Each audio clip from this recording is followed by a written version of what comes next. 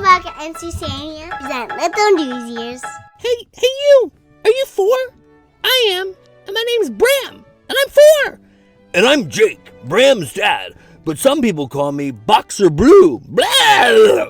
And here is the news. Hello from Branson, Missouri. How are you doing there, everybody? We're doing great. I'm having a great time in Branson. Me too. Well, today is August 9th, 2019. It is a Friday, and I'm so excited to be here. Me too. Today is also National Book Lovers Day. Did you know that? I did. I'm reading a really cool book about the bald knobbers right now. The bald knobbers? Well, it's just a book for 4.5-year-old kids, so I can't read much. It's mostly like pictures and stuff, but it's pretty cool. Like the bald knobbers were kind of like vigilantes. What's a vigilante? Oh, vigilante is somebody who they follow their own laws, their own rules, sort of like cowboys or something like that. And the bald knobbers are famous from here. Oh, that's really interesting. My favorite book is Animal Farm. By George Orwell. It's all about the animals, rising up, and fighting oppression. Oh, I don't know what that is, but okay. My favorite book is William Steig's book. Do you know the book I'm talking about? Oh, yes, I know exactly which book you're talking about. It's about the amazing bone, right? Yes. I love that one.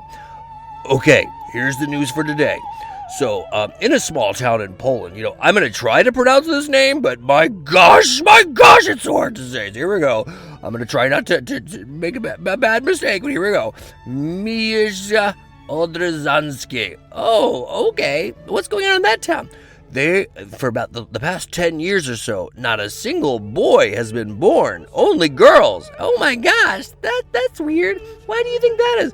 Well, I'm not sure if it's that strange. Like, when you flip a coin, right, it could be heads or tails. And so, sometimes it's heads, sometimes it's tails. 50-50. It happens and it doesn't happen. And, you can flip a coin, 12 times, right, and get heads every time. It doesn't happen very often, but it certainly can. Oh, okay.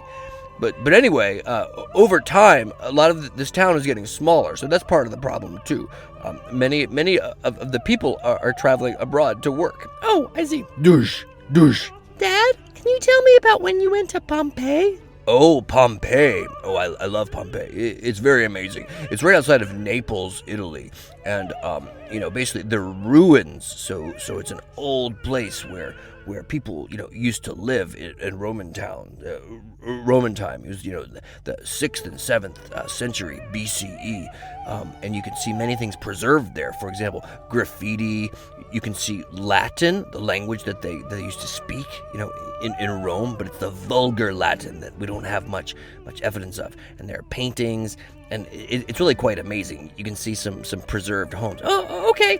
So the reason why I'm asking is there's a really cool art exhibition right now. It's in Oxford, England, and it sounds really amazing. It's at the Ashmolean Museum, and it's called The Last Supper in Pompeii. Oh, that sounds really nice.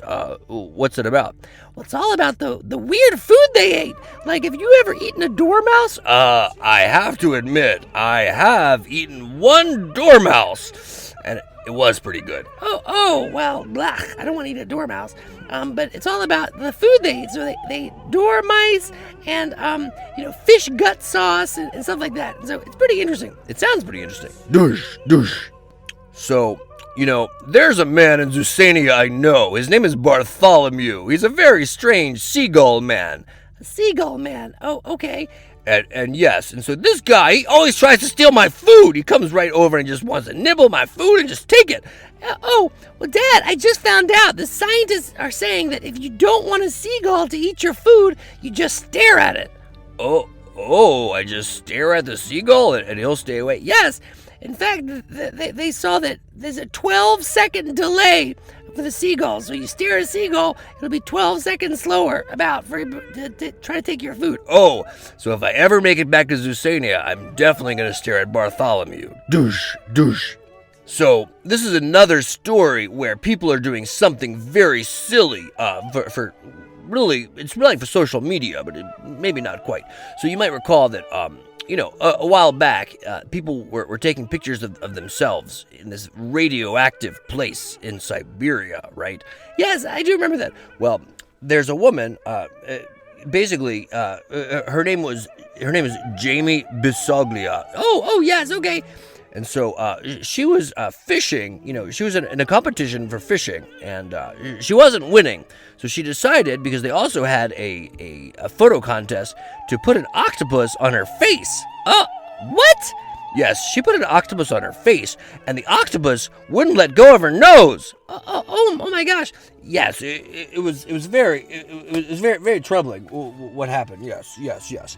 And so the octopus was there for a long time, and then she eventually took off the octopus from her nose, and her nose bleeding for 30 minutes. Imagine 30 minutes of bleeding from your nose. Blah, blah, blah, blah. I don't like that at all. That just sounds absolutely terrible, doesn't it? Yes. That really does sound terrible. Oh my gosh, that makes me sad too. Yeah, yes. She's okay now, but half of her face was paralyzed for a while. It's very sad. Douche. And our final story comes from the New York City Beekeeping Unit. What? The New York City Beekeeping Unit? Yes. There are 2 beekeepers on the unit, and basically they went to Staten Island. That's one of the boroughs of New York City. I know that.